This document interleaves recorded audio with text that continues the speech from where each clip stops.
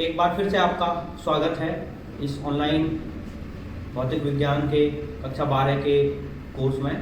और इसमें जो आज मैं टॉपिक कवर करने वाला हूँ वो टॉपिक्स हैं वैद्युत बल रेखाएं तथा उनके गुण। और नेक्स्ट टॉपिक है वैद्युत द्विध्रुव तथा वैद्युत द्विध्रुव आघूर्ण। तो ये टॉपिक्स मैं आज कवर करूँगा। तो आइए स्टार्ट करते हैं। वैद्युत बल रेखाएं, वैद्युत बल रेखाएं।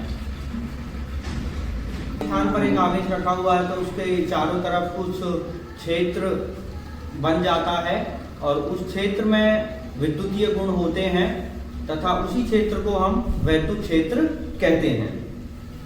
वैद्युत क्षेत्र का जो एक कॉन्सेप्ट था ये दिया था फैराडे ने, और फैराडे ने ही ये कॉन्सेप्ट दिया था वैद्युत क्षेत्र रेखाओं का। और फैराडे ने बताया कि जो वैद्युत क्षेत्र होता है वो कैसा होता है, किस तरीके से होता है वैद्युत क्षेत्र, तो इसके बारे में जानकारी दी थी फैराडे ने। तो फैराडे ने सबसे पहले इनको बल रेखा कुछ रेखाओं के द्वारा निरूपण किया था इस वैद्युत क्षेत्र को। तो उन्होंने इनको वैद्युत बल रेखाएं कहा था। लेकिन ये काम क्यों किया था? वैद्युत क्षेत्र के प्रत्यक्षीकरण के लिए। वैद्युत क्षेत्र के प्रत्यक्षीकरण के लिए ऐसा एक गणितीय एक नॉन मैथमेटिकल टूल दिया था फैराडे ने। तो फैराडे ने इनको बल रेखाएं कहा था। शायद कुछ टर्म कहना ठीक नहीं है, कुछ भ्रामक सा पद हो जाता है, इसलिए हम आने वाले चुंबकीय क्षेत्र वाले चैप्टर्स में और यहाँ भी इनको वैद्युत क्षेत्र रेखाएं कहेंगे। तो ये वैद्युत क्षेत्र रेखाएं क्या होती हैं? कोई भी एक आवेश है, वैद्युत आवेश है, वैद्युत आवेश के चारों ओर जो वैद्युत क्षेत्र होता है उस वैद्युत क्षेत्र के चित्रात्मक निरूपण को जिन रेखाओं के द्वारा हम करते हैं उन ही रेखाओं को वैद्युत बल रेखाएं कहते हैं। तो वैद्युत बल रेखाएं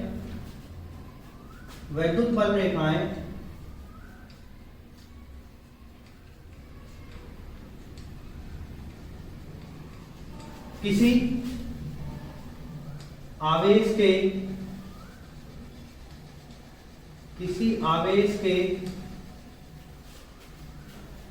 चारों ओर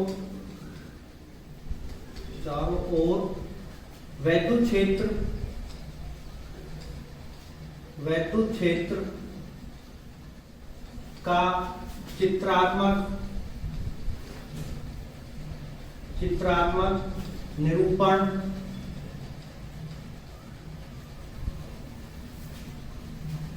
निरूपण है, चित्रात्मक निरूपण है।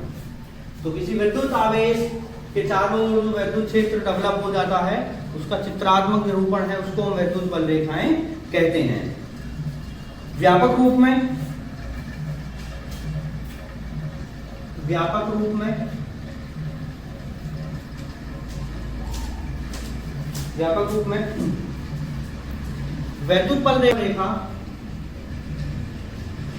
वैद्युत बल रेखा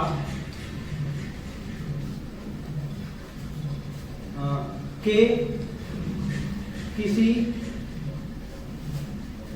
वैद्युत बल रेखा एक ऐसा कर्व है, एक ऐसा वक्र कर्व है जिसके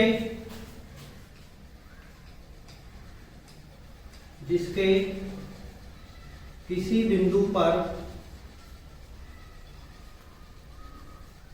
खींची गई स्पर्शी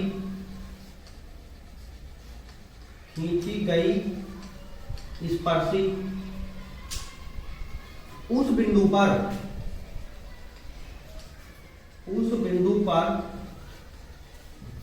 नेट बल, और कौन सा बल? वैद्युत बल। नेट वैद्युत बल की दिशा को इंगित करती है या दर्शाती है। दर्शाती है। तो अब मान लीजिए एक ये कोई वक्र है, एक कोई ये कर्व है, और इसके इस बिंदु पर मैंने एक स्पर्शी खींची है, मैंने एक स्पर्शी खींची। तो अब यहाँ पर ये जो स्पर्शी होगी, ये जो स्पर्शी है, ये बताएगी कि नेट बल की दिशा क्या होगी। यदि यहाँ पर एक हम यूनिट पॉजिटिव चार्ज एकाग्र धनावेश रख दें तो इस बिंदु पर बल की दिशा क्या होगी।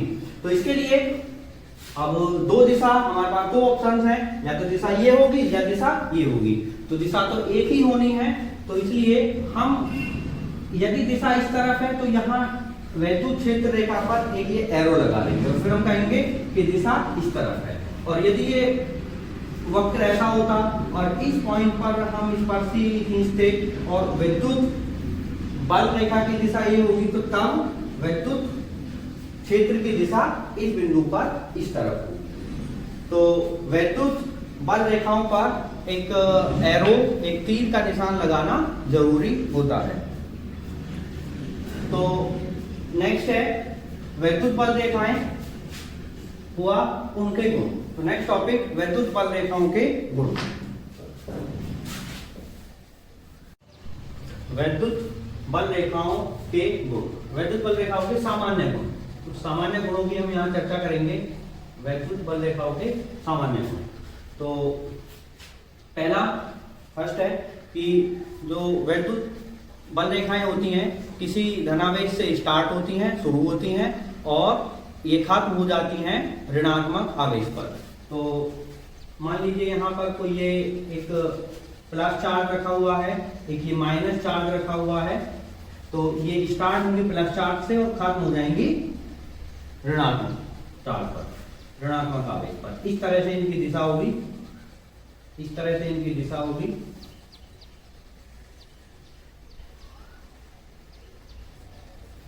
इस तरह से,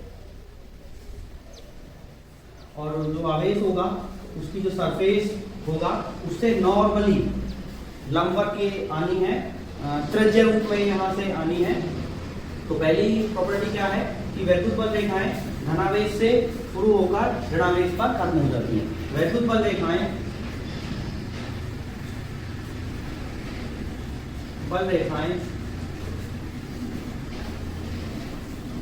धनावेश से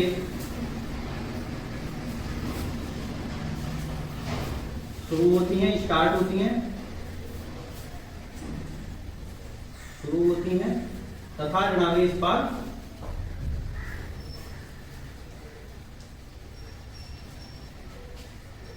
खत्म हो जाती हैं।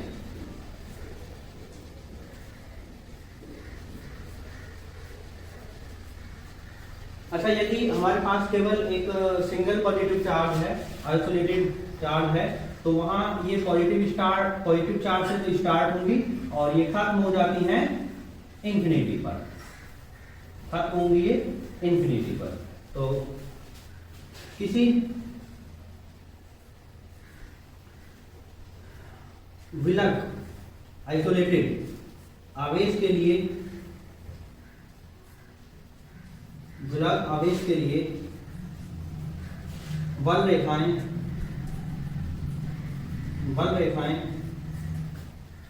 अनंत से शुरू या खत्म हो जाती हैं, या खत्म हो जाती हैं।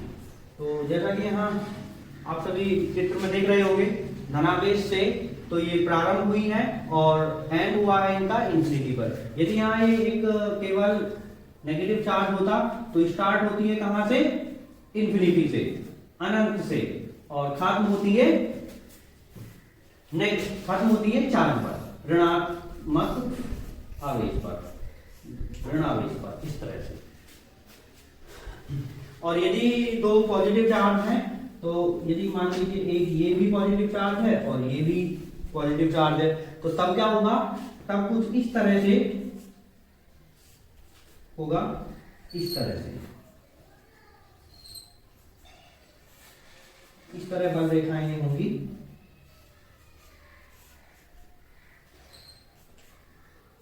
तो इस तरह निरूपण होगा बल रेखाओं का।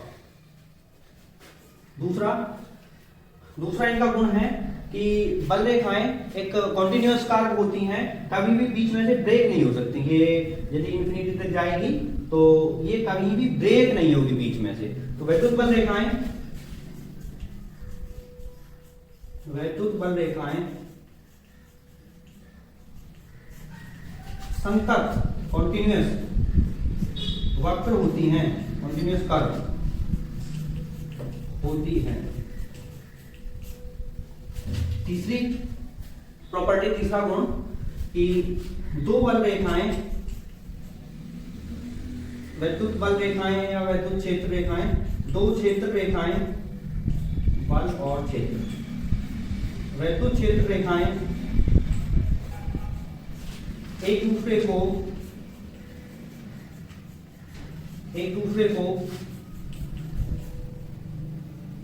कभी भी काट नहीं सकती।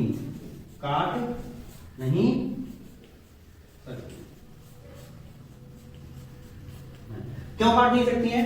क्योंकि यदि मान लीजिए दो बल रेखाओं ने एक दूसरे को इंटरसेक्ट किया, काट दिया, मान लिया हमने कि दो बल रेखाओं ने एक दूसरे को काट दिया, एक ये बल रेखा एक ये बल रेखा, तो यहां पर इस पॉइंट ऑफ इंटरसेक्शन या कटान बिंदु पर दो स्पर्श रेखाएं खींची जा सकती हैं, एक ये और एक ये स्पर्श रेखा।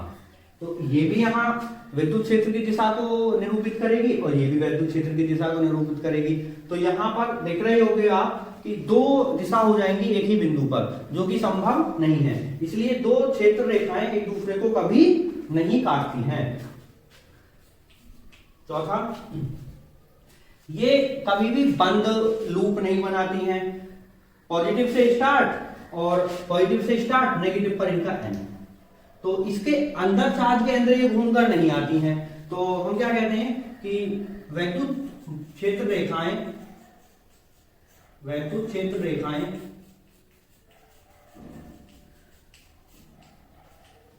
बंद लूप नहीं बनाती हैं,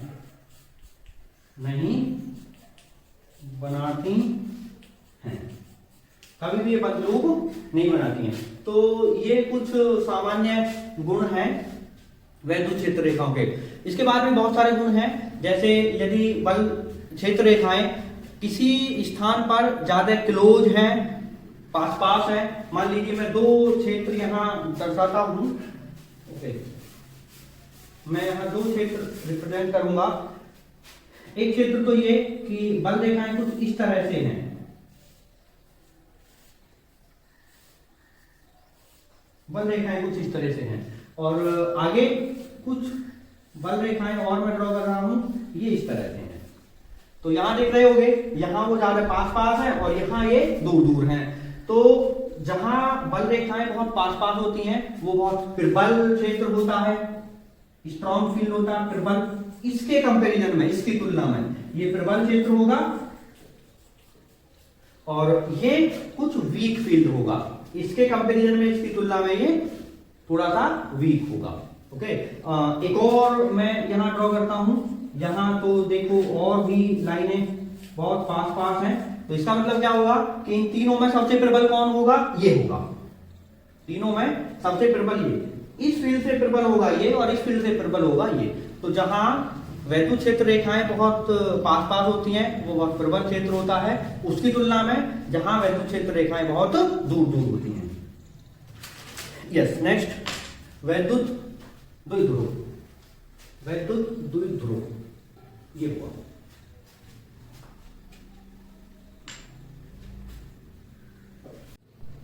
नेक्स्ट टॉपिक है वैद्युत द्विध्रुव।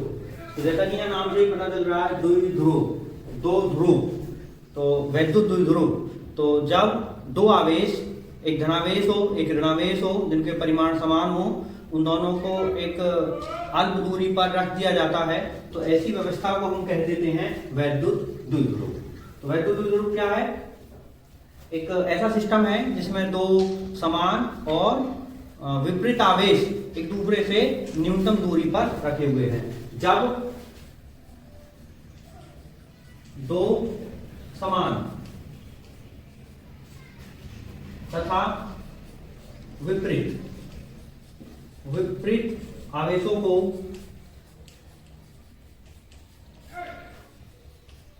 को एक दूसरे से अल्प दूरी, बहुत छोटी दूरी पर रख दिया जाता है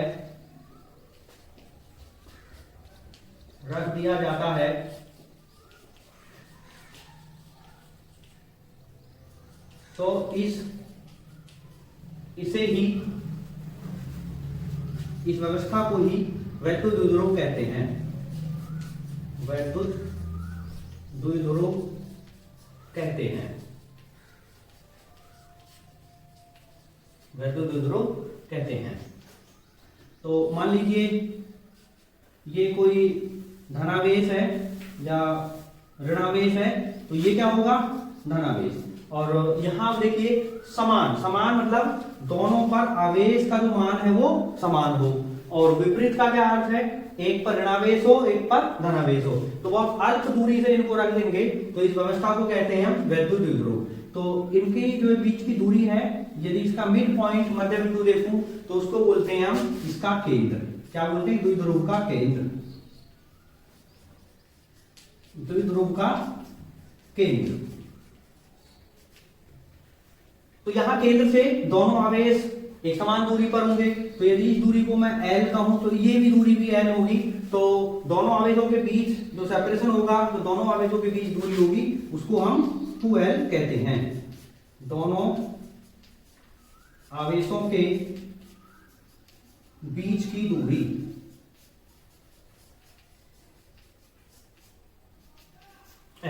सॉरी 2L।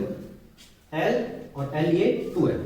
तो प्रकृति में बहुत सारे द्विध्रुव पाए जाते हैं। हम ये जानते हैं कि इस प्रकृति में जो भी वस्तु हम देखते हैं, जो भी मटेरियल हम देखते हैं अपने आसपास, वो सभी एटम से मिलकर बना है। और कई सारे एटम, दो या दो से ज्यादा एटम मिलकर बनाते हैं मॉलिक्यूल। तो एक मॉलिक्यूल पर, एक अणु पर कुल आवेश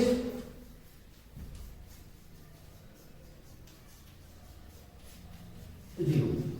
तो कुल आवेश जीरो का मतलब वो है कि जितना उस पर धनावेश होगा उतना ही ऋणावेश होगा।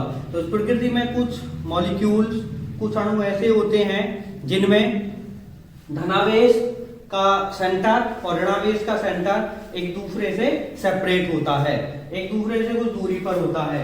तो हम कहते हैं कि उस पर जब एक दूसरे से दूरी पर होगा तो क्या बन जाएगा? वैद्युत द्विध्रुव। क्या बन जाएगा? वैद्युत द्विध्रुव। और यदि किसी अणु में वैद्युत द्विध्रुव नहीं भी है, पॉजिटिव चार्ज का सेंटर और नेगेटिव चार्ज का सेंटर एक ही प्लेस पर है, तो तब हम उसको किसी एक्सटर्नल इलेक्ट्रिक फील्ड, बाह्य विद्युत क्षेत्र में रखते हैं। तो उसके ऐसा भी संभव है कि उसके पॉजिटिव चार्ज सेंटर और नेगेटिव चार्ज सेंटर बहुत अल्प दूरी से सेपरेट हो जाते हैं। तो तब वह अणु भी, वह मॉलिक्यूल भी एक वैद्युत द्विध्रुव बन जाता है। नेक्स्ट टॉपिक है वैद्युत द्विध्रुव आघूर्ण। अभी हमने पढ़ा वैद्युत द्विध्रुव कि जब दो आवेश हैं, एक -q और एक +q, और एक बहुत अल्प दूरी 2L से सेपरेटेड है, तो इस व्यवस्था को हम कह देते हैं वैद्युत द्विध्रुव।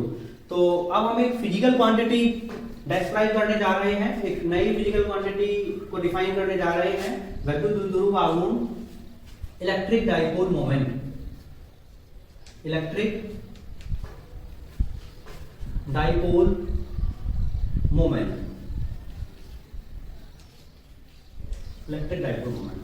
तो यदि इन डाइपोल में द्विध्रुव में लगे किसी एक चार्ज के परिमाण को उनके बीच की दूरी से गुणा कर दें, तो एक नई फिजिकल क्वांटिटी हमारे पास आती है, और उस फिजिकल क्वांटिटी को बोल दिया जाता है इलेक्ट्रिक डाइपोल मोमेंट और वैद्युत द्विध्रुव आघूर्ण।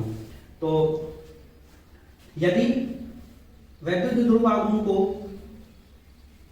कैसे डिफाइन करेंगे? यदि द्विध्रुव में किसी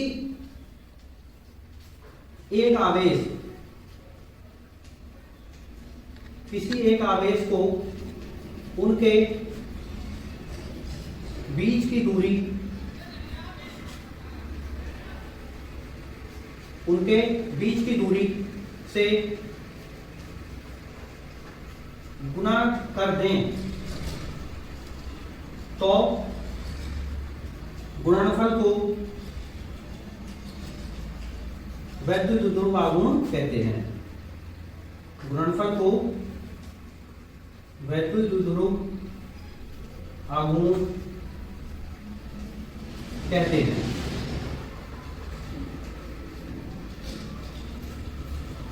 तो इसके लिए अच्छा ऐसा हमने किया क्यों इस फिजिकल क्वांटिटी को हमने बनाया, तो इसके बहुत सारे एप्लीकेशन से बहुत सारे एडवांटेज हैं जो आगे हम उसकी चर्चा करेंगे।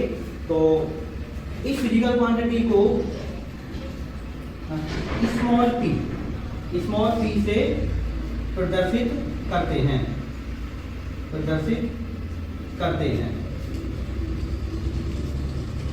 तो P बराबर होगा कोई एक आवेश का परिमाण Q और इंटू 2L। तो ये होगा वैद्युत ध्रुव आघूर्ण। यह एक सदिश राशि है, वेक्टर क्वांटिटी है,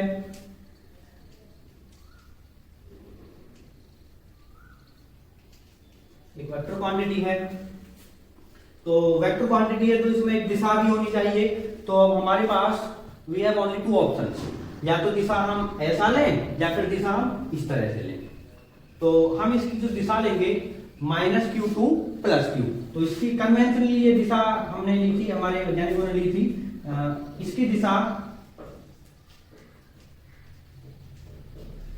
-q टू +q होती है।